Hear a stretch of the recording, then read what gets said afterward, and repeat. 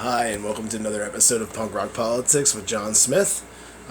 We're going to go over some important issues, mainly worker strikes and union strikes, and I'm going to give you a little background, starting with this article from Business Insider. I'm going to put a link to at the bottom of the video, the description of all the articles that I go through.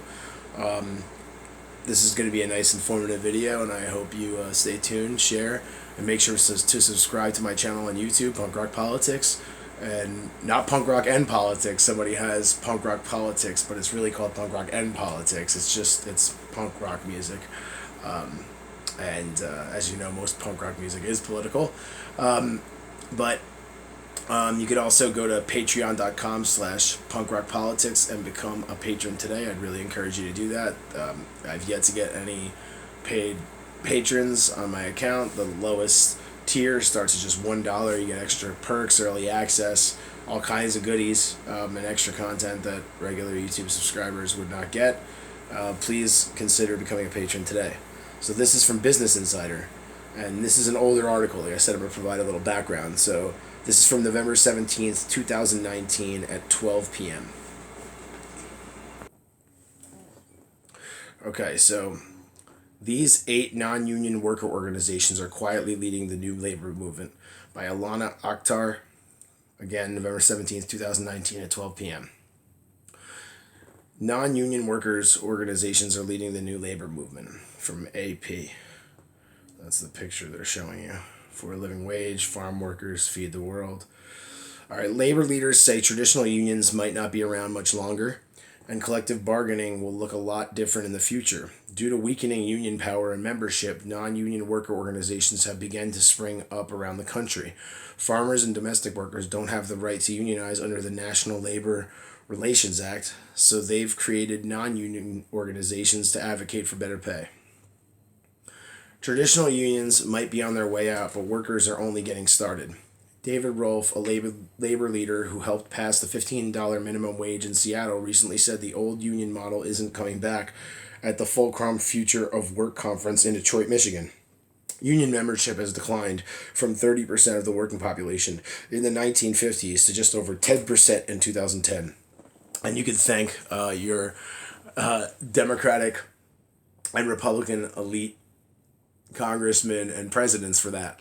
All right, so just in case you're wondering who is at fault there, it's the corporate elites in both parties.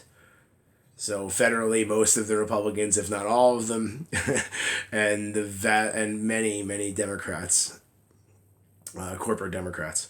While Rolfe said we shouldn't be too rosy in thinking we've found the new labor movement, there are some worker organizations on the fringes that have begun to organize outside the union model. Many of these workers aren't represented under the National Labor Relations Act, a 1935 law that set the rules for non-union bargaining in the U.S.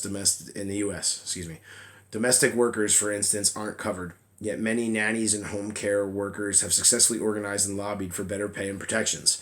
From tomato farmers to Uber drivers, here are 8 examples of worker coalitions leading the new labor movement. The Coalition of Immokalee Workers, originally founded by tomato farmers in Florida, has gotten fast food giants like McDonald's and Taco Bell to improve wages and working conditions. It's the same picture again. I left one of the signs out. Pida por la Justicia. All right. The Coalition of Immokalee Workers is a farm worker organization with roots in Florida's tomato fields. The NLRA explicitly excludes agricultural laborers from forming unions, as they are not technically employees. Despite the exclusion, Florida farmhands began organizing in 1993 and went on month-long hunger strikes to demand higher wages, according to the CIW website. In the early 2000s, CIW staged farm worker boycotts and hunger strikes to pressure Taco Bell into improving wages and working conditions for the farmers that grew tomatoes and other produce for the chain. The organization has since lobbied other businesses like McDonald's and Chipotle to guarantee protections for farmers that make produce for the chains as part of the Fair Food Program. The National Domestic Workers Alliance has gotten nationwide attention for their advocacy for nannies and other home workers. You can see this picture there. Women for paid sick days. Like farmers, domestic workers are explicitly written out of union protections under the NLRA. Domestic workers, many of whom are immigrant women of color, are paid just over $11 an hour on average and have few legal protections against workplace abuse, as Money Magazine's Jennifer Kalfas reported. The National Domestic Workers Alliance has worked to get these employees better pay and protections since 2007. NDWA has lobbied local and state governments into passing the Domestic Workers Bill of Rights, a set of standards that guarantee overtime and sick pay and protect against harassment. After passing the Domestic Workers Bill of Rights in states like New York and Illinois, Senator Kamala Harris and Representative Pramila Jayapal introduced the bill into Congress this July. Again, this was 2019, November. The Independent Drivers Guild, a coalition of gig workers from Uber and Lyft, successfully negotiated a $15 minimum wage for drivers in New York City. And there they are. Courtesy of Independent Drivers Guild. That's the picture. Uber and Lyft drivers might be leading one of the country's most visible labor movements. Like agricultural and domestic workers, gig workers can't legally unionize under the NLRA, something we should change. This is coming from me, just to be clear.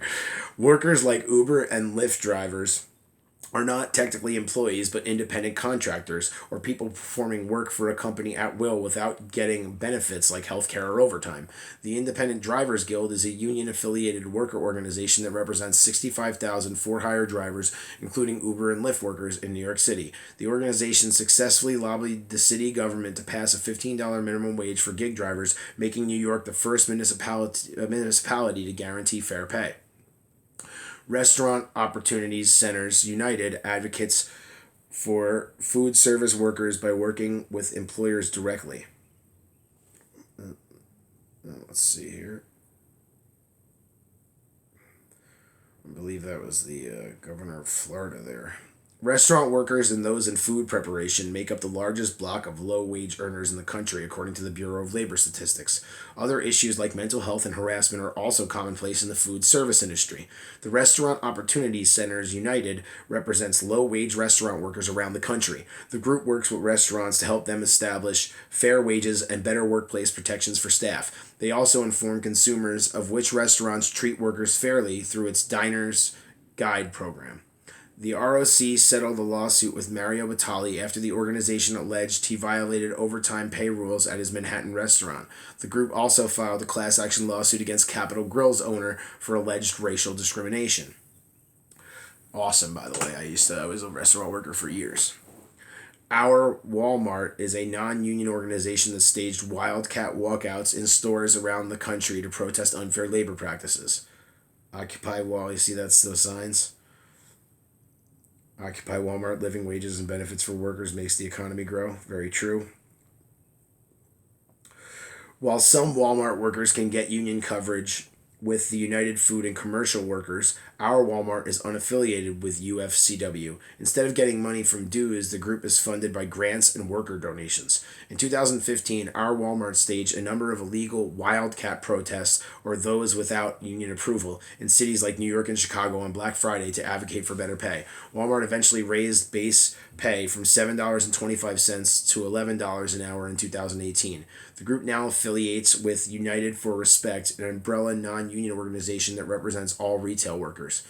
Teachers in West Virginia went on an illegal wildcat strike and proved that successful bargaining can occur without union support. In 2018, teachers in West Virginia made headlines for defying their union and going on a wildcat or non-union supported strike. The NLRA deems wildcat strikes illegal, and employers can fire workers who engage in them. Teachers went on strike over pay as West Virginia ranks as one of the worst paying states for educators. The strike inspired teachers in states like Oklahoma and Arizona to start a nationwide movement to raise wages. Not only was the illegal nature of the West Virginia teacher strike shocking, but these teachers also successfully organized in a right-to-work state, one that doesn't require workers to pay union dues, thereby weakening organized labor's financial power. The Trump administration supports right-to-work laws and has made an effort to kill unions, but the West Virginia teacher strike showed successful bargaining can still occur without unions. Somos un Pueblo Unido has helped non-union immigrant workers in Santa Fe collectively organize and win legal protections. See all the signs there? There's a lot of them. I'm not going to read through them.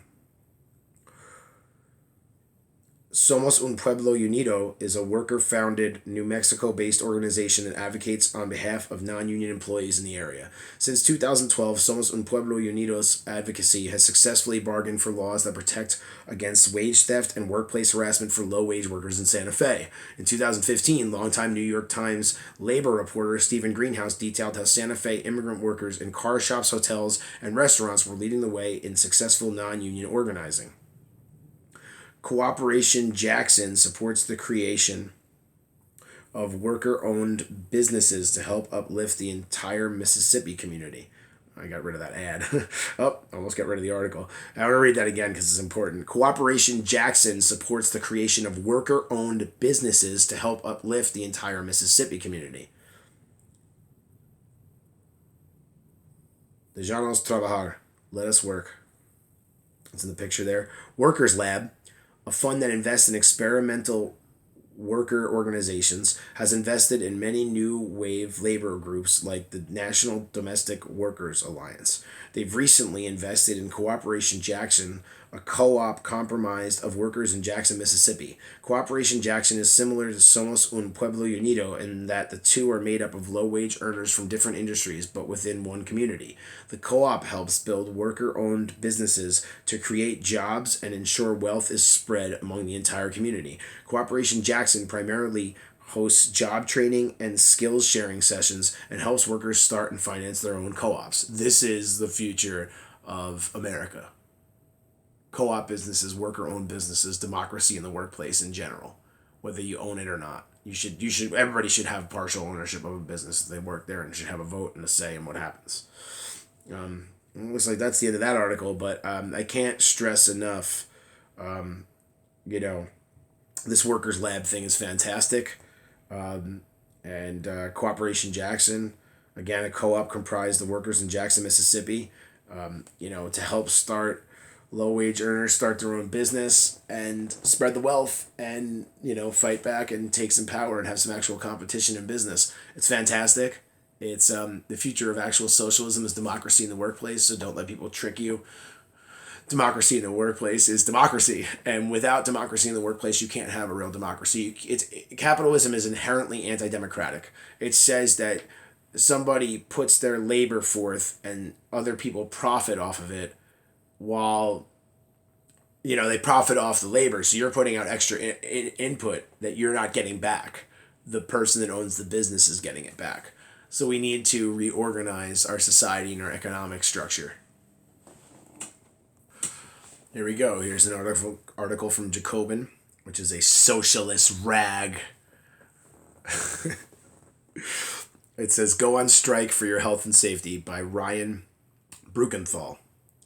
This was March 18th, 2020. So I'm stepping you up to the future. I just wanted to give you some background. That's important background for where these labor movements are coming from, how they're building, how they're succeeding, and what you could do and where you could look to help organize your own union or non-union strikes. Okay. Now isn't the time to blindly follow orders from bosses. To make sure our response to coronavirus is safe and just, workers need to take on the job action like sickouts and strikes, as New York City educators have over the past week. Again, this was from 3/18/2020. Picture New York there. Dawn breaks over Manhattan as the city struggles to contain the number of coronavirus cases on March 18th, 2020 in New York City. Spencer Platt, Getty. Our new print issue, Political Revolution, is out now. Get a discounted subscription today. We're in the midst of the worst public health crisis of our lifetimes. Many of us would probably like to curl into a ball and trust some body of experts somewhere to handle the proper response to coronavirus. But the truth is that just as in more normal times, at a time of pandemic, workers need to fight to win a just response. Which is exactly what educators, students, and parents in New York City recently did, showing that an organized working class can rise to the occasion.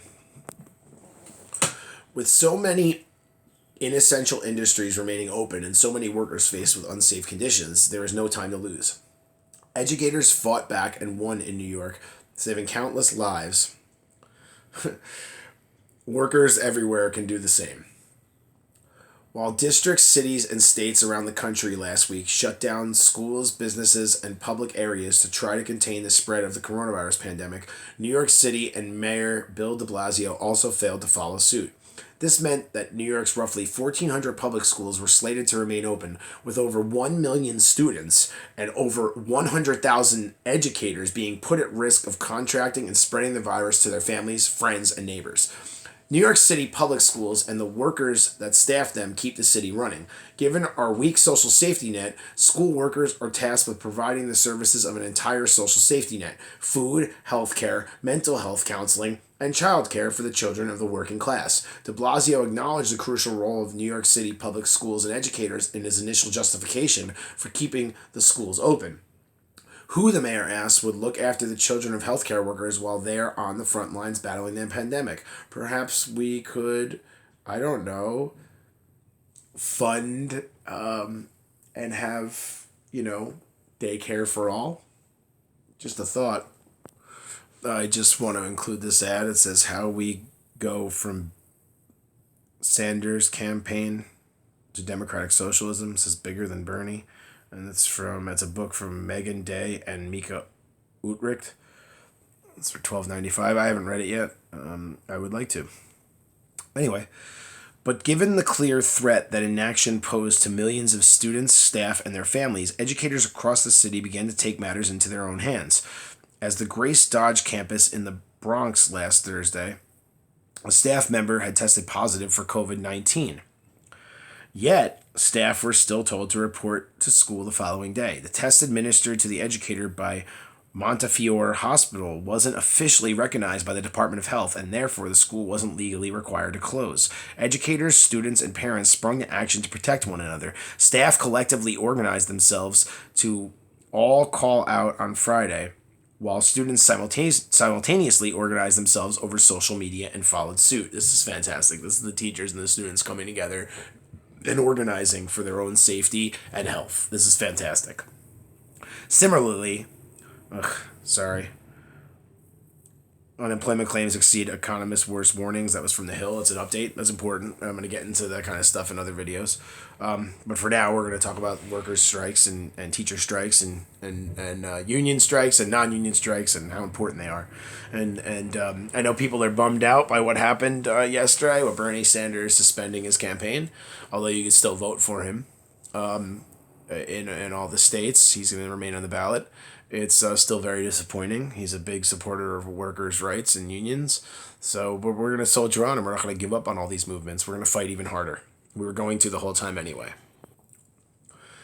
Similarly, at Stuyvesant High School in Manhattan, educators began talking about taking action as early as last Wednesday afternoon. By Thursday morning, educators throughout the building were discussing a mass sick-out. Social studies teacher and union delegate Ellen Schweitzer noted that as teachers talked with each other, they realized the gravity of the situation and the power that they needed to exercise in the absence of leadership from the mayor. Schweitzer said that as soon as educators began raising the prospect of taking action in their departments, they became more confident. Educators and union members communicated in emails, meetings, and when initially clocking in on Thursday morning. By Friday, there was a school-wide movement with student and parent support for a sick-out. While educators organized actions and responses in their separate schools, rank-and-file union activists in the movement of rank-and-file educators, or MORE, a social justice caucus within the New York Educators Union, the United Federation of Teachers, or UFT, sought to consolidate the widespread sentiment into citywide organizing. So this is non-union and union working together for their rights, this is awesome. This is awesome. As educators from Grace Dodge campus and Stuyvesant began sharing their stories with coworkers and friends, more activists stepped in to provide a platform to share these stories and tips to educators in schools who wanted to take action. What started in a handful of schools quickly escalated into a coordinated campaign across the boroughs toward a citywide wildcat sick-out. Knowing that it would take collective action to move the mayor and the city, Moore called for a citywide organizing call this past Saturday, in which more than 400 educators from schools throughout New York joined in preparation for the sick-out. Additionally, a growing network of educators for Bernie which had formed in recent months, quickly jumped on board, spreading news of the action in additional schools throughout New York City. Within hours, the news went viral, with teachers and educators making plans specific to their schools and media outlets covering the movement around the city and country. Some educators feared that taking this type of job action would violate the state's Taylor Law, which forbids public sector workers from striking, but educator organizers and leaders maintain that the health and safety threat to the co-workers and students made the action both legal and morally justified. The UFT leadership took the hint that educators were ready to take action to shut down the largest school district in the country and began making more aggressive demands on the mayor.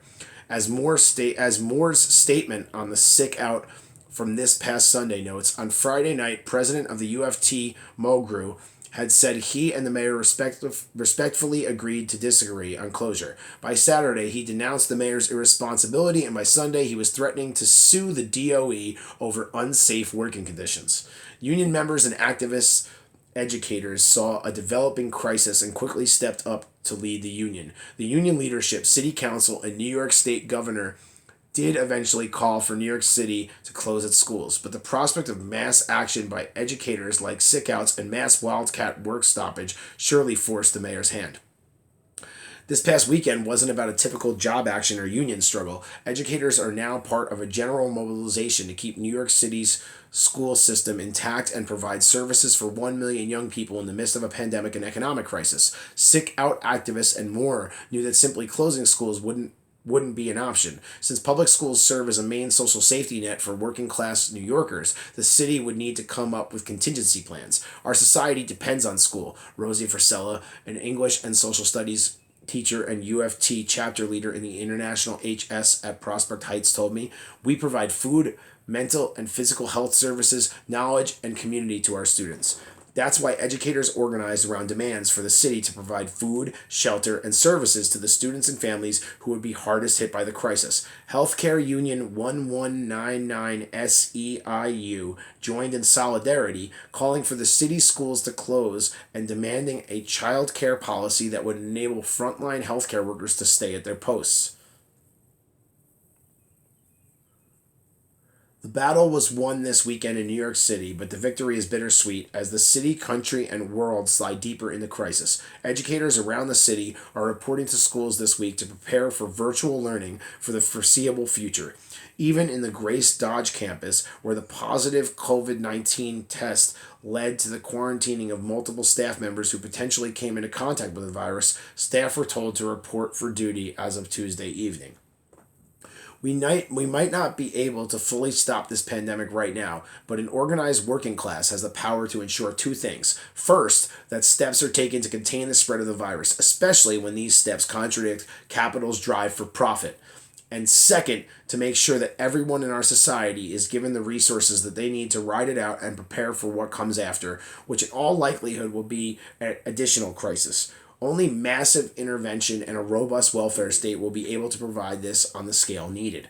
Education workers saved countless lives in New York City this weekend, and it will be workers who continue to save lives around the country and world as this crisis progresses. We don't have the luxury to stop organizing amid this pandemic. And it just tells you about the author. Ryan Bruckenthal is a public school special education teacher in New York City. He is a union activist in the United Federation of Teachers and the movement of rank and file educators in New York City. That's so powerful. I feel like I didn't read it good enough. Let's read it again. We might not be able to fully stop this pandemic right now, but an organized working class has the power to ensure two things. First, that steps are taken to contain the spread of the virus, especially when these steps contradict capital's drive for profit. Profit. And second, to make sure that everyone in our society is given the resources they need to ride it out and prepare for what comes after, which is in all likelihood will be an additional crisis. Oh, God. Only massive intervention and a robust welfare state will be able to provide this on the scale needed. Education workers saved countless lives in New York City this weekend, and it will be workers who continue to save lives around the country and world as this crisis progresses. We don't have the luxury to stop organizing amid this pandemic. What a fantastic article. So that Jacobin article was fantastic, and now we're going to just keep moving. Here's a little more background on what was going on around October 21st, 2019, when this was first released. It was updated later on in the day. All right, so this is from CNBC Markets. The number of workers on strike hits the highest since the 1980s. This is by Olivia Raimondi. Key points. The number of striking workers balloons to nearly 500,000 in 2018, up from about 25,000 in 2017, according to the Bureau of Labor Statistics. This is the largest number of people who have walked out on work since the mid-1980s. As the labor market tightens, workers are becoming more confident about striking for better salaries and benefits. UAW on strike, you see the picture. Striking United Auto Workers member Anisha Towell keeps warm at a burn barrel while picketing at the General Motors Detroit Hamtramck Assembly in Detroit, Michigan, October 17th, 2019. With unemployment rates at record lows, the number of people who have gone on strike in the U.S. has soared. The number of striking workers ballooned to nearly 500,000 in 2018, up from 25,000 in 2017, according to the Bureau of Labor Statistics. This is the largest number of people who have walked out on work since the mid-1980s. As unemployment numbers have rapidly risen over the 10-year expansion, wages have struggled to keep up. And the labor market tightens. As the labor market tightens, workers are becoming more confident about striking for better salaries and benefits. In September, workers for General Motors walked out in what has now become the company's longest strike in decades. The strike began after the auto manufacturer could not reach a contract agreement with labor union United Auto Workers. The walkout is estimated to have cost General Motors upwards of $2 billion, according to the Bank of America. Not only are people striking, but the number of people who have voluntarily quit their job, which can be viewed as a measure of job market confidence, hit an all-time high in July. The percentage of striking workers in the total workforce is currently at about 0.3%, compared with 0.4% in the mid-1980s. Workers are feeling left behind in the expansion. As the gap between executive salaries and worker pay expands, more people are becoming discontent. In the recovery, corporate profits stabilized long before household income, acting as a spark for the surge in strikes, according to the New York Times, which was the first to report on this data. General Motors workers aren't the only ones walking out on the job. About 3,500 Mack truck employees, who are also UAW members, are currently striking across 3 states for the first time in 35 years over their contracts. The union is seeking better contract terms on issues ranging from wage increases and holiday schedules to health care coverage and retirement benefits. Something that if we had Medicare for all, they wouldn't have to worry about their healthcare benefits and they could see higher wages, because we would all take care of healthcare at the government level, which would greatly save us money and save a ton of lives. The more recent study from Yale, along with 21 other studies, says that Medicare for all will save money, even when they use the wrong models, like a worse plan than Bernie Sanders. But with using Bernie Sanders' actual plan, it would save us $450 billion and 68,000 people's lives a year. So, among other notable actions, Chicago public school teachers are in their 3rd day of strike, demanding higher salaries, better benefits, and more resources for the classroom. The strike has effectively canceled classes for approximately 361,000 students. Leading up to the 2020 presidential election, worker pay and employee benefits have been a central campaign point for a growing number of politicians, including Senators Elizabeth Warren, D. Massachusetts, and Bernie Sanders, I. Vermont. In August, CEOs from nearly 200 companies said shareholders should no longer be the main focus of businesses, and that companies should be focusing more on investing in stakeholders such as employees and customers. All right. I hope y'all are staying tuned. I hope you guys are all staying tuned, because there's a few more articles and they're really important to the movement and for workers. And whether or not you're a worker in any of the industries so far mentioned, you may be one coming up in the, that I'm talking about, but that's not the point. The point is that any worker can unite and demand better pay, better health care, better salary, better wages. You could make demands and you could fight for them. So now, this is from The Guardian. All right? Treat your workers like your customers. Our health is just as essential. Money come and go, but health is irreplaceable. Shut down Amazon. Amazon workers walk out over lack of protective gear amid coronavirus.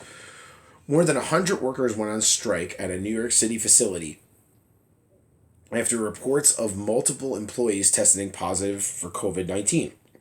This is from Kenya Evelyn in Washington, where you can find her on Twitter at Live from Kenya. And this came out Monday, 30th, March 2020. We got a few, two more recent articles, the 31st, and then April, I think it's 6th or 9th, coming out after. All right. So Amazon workers walked out of a New York City facility on Monday, going on strike and demanding increased protective gear and hazard pay as they work through the coronavirus pandemic. Since the building won't close by itself, we're going to have to force their hand, Chris Smalls, lead organizer of the Staten Island strike, told CNBC. He added that workers will not return until the building gets sanitized. The strikers at the JFK 8 warehouse demanded the company close down the large warehouse for thorough cleaning after reports of multiple employees testing positive for the coronavirus. How many cases we got? 10. Went a call and response chant outside the fulfillment center, according to one report. How many cases we got? 10! On Monday afternoon, Smalls said he had been told he would be dismissed from his position at the company. He said in a statement, Amazon would rather fire workers than face up to its total failure to do what it should to keep us, our families, and our community safe. I am outraged and disappointed, but I am not shocked. As usual, Amazon would rather sweep a problem under the rug than act to keep workers and working communities safe. Amazon said in a statement that Smalls received multiple warnings for violating physical distancing guidelines and putting the safety of others at risk, and he had been asked to stay at home for 14 days with pay after having found to have had close contact with a person who had been diagnosed with COVID-19. The company also disputed the allegations of the workers who had participated in the walkout and said it had taken measures to keep people safe, including by intensifying cleaning and procuring safety supplies. This is from Make the Road New York, at Make the Road New York on Twitter. Hashtag breaking: over 100 Amazon employees at JFK 8 warehouse walk off the job over Amazon's dangerous response to protect workers from COVID-19 in Staten Island. Hashtag Amazon strike. Hashtag what we need. I want to play the video, but I'm just afraid it's going to get too crazy. But you know, I'm going to try to play it. And if it gets too crazy, I'll pause it and edit it. Well, I'll just pause it.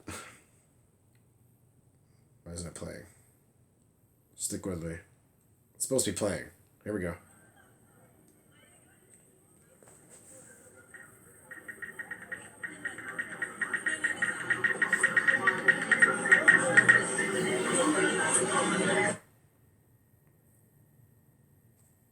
Is that it?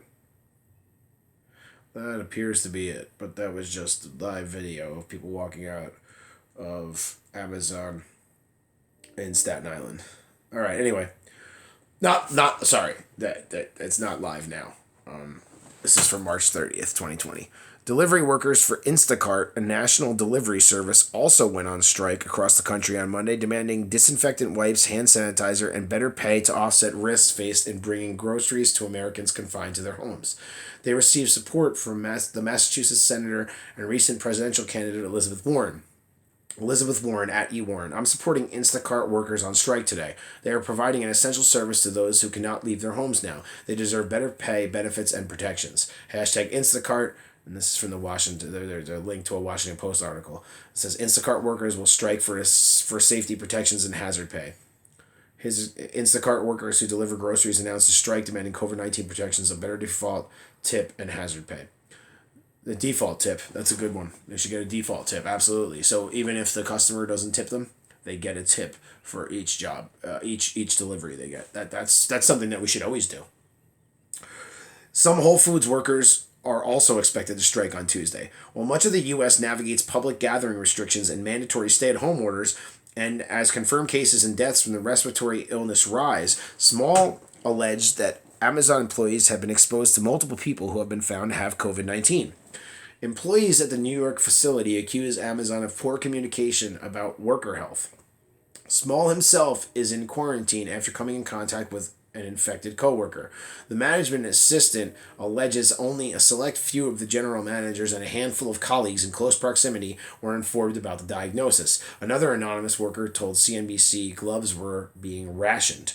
Amazon confirmed an associate who reported for work on 11 March has since been diagnosed with COVID-19. The associate received medical care and is in quarantine, the company said.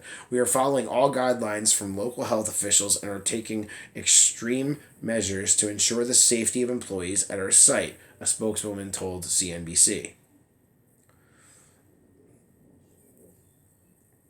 The company shot back at Small's accusations, claiming he was alleging many misleading things while at home on quarantine and receiving full pay.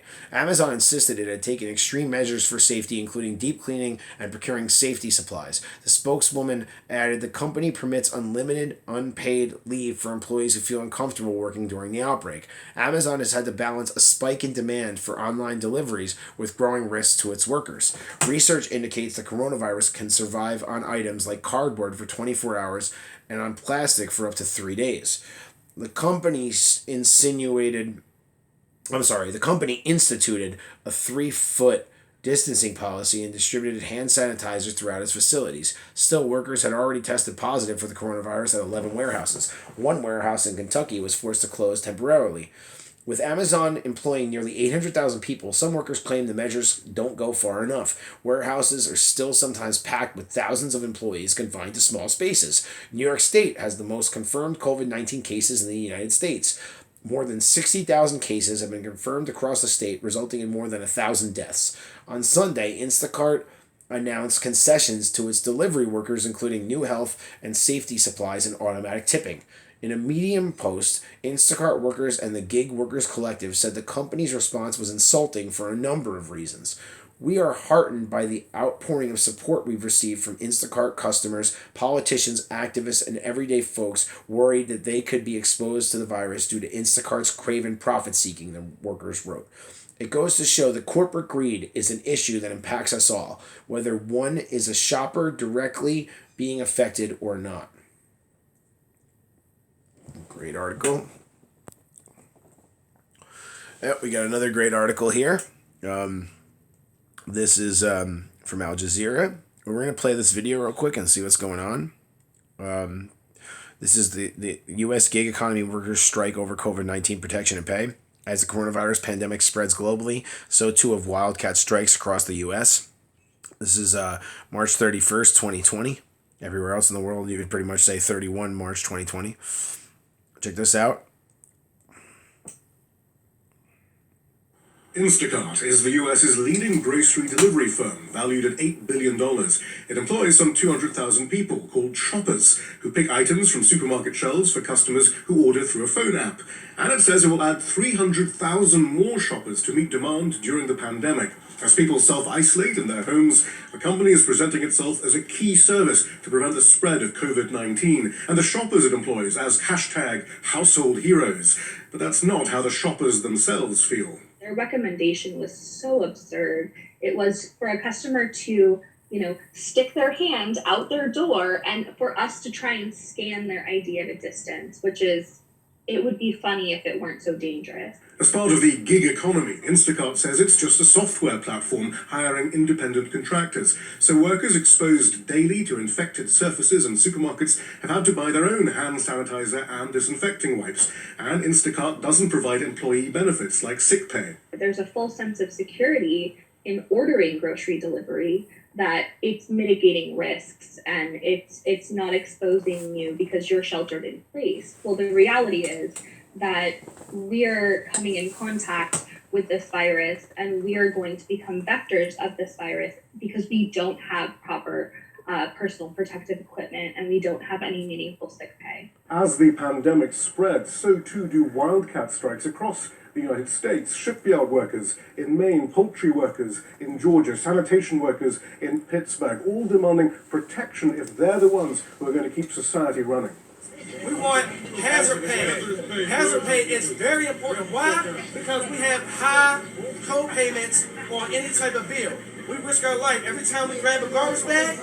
Workers at Amazon warehouses have also gone on strike around the country demanding protection. This strike in Staten Island on Monday, the latest action. Your order is hand-picked by a professional human. Faced with the strike, Instacart says it will soon supply hand sanitizer and institute a system of bonuses for some. It'll pay workers up to 14 days of sick pay for those diagnosed with coronavirus until early May. But with many workers uninsured and tests in short supply, it's difficult for Instacart workers to qualify. Workers also want an extra $5 an order in hazard pay. The upsurge in industrial action sparked by the pandemic is combining with a trend that was already underway in the US. Last year, we had the most strikes that we've had in more than a decade. And now, as we confront this pandemic, workers aren't afraid anymore to take big risks because no worker wants to die for a job that doesn't treat them well. Workers are scared of losing their jobs, but they're a lot more scared of losing their lives. The pandemic is highlighting the deep economic fault lines in US society as it becomes clear that those often with the fewest labor protections and lowest wages are the ones whose labor is essential, and that society as a whole is only as safe as they are. Shia Britansi, Al Jazeera, Washington.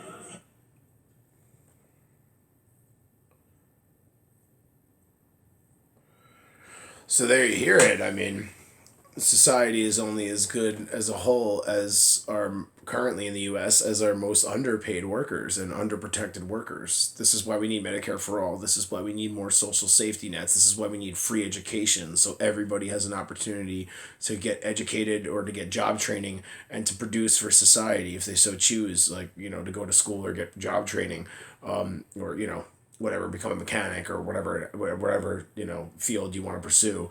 This crisis is just highlighting all of the problems with U.S. society and the deep impact of our income inequality, which is absurd because we're the richest country in the world. So don't let them tell you how you're going to pay for that. How do we pay for 4 trillion to be printed out in the from taxpayer dollars to go to CEOs and large corporations who don't have to keep their employees on, but small businesses only got $500 billion and they have to go through the SBA or the Small Business Administration, which is wildly underfunded and mismanaged.